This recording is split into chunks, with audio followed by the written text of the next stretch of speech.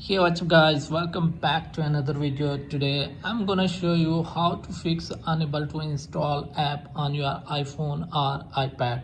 So let's get started without wasting any time. First of all, as you can see, I'm trying to install this app.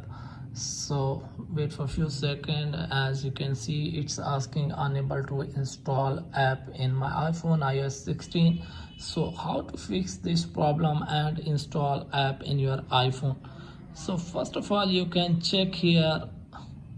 My Apple ID email is different here, and when I try to install that app, it asks for the another Apple ID password. As you can see, it's asking for the other Apple ID verification.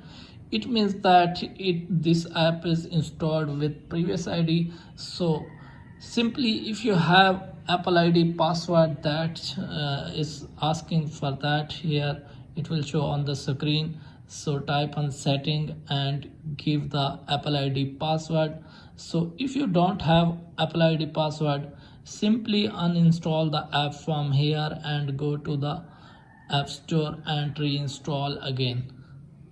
So as you can see, I have uninstall it and now installing again. So go back, and so as you can see, here is the app and we try to install.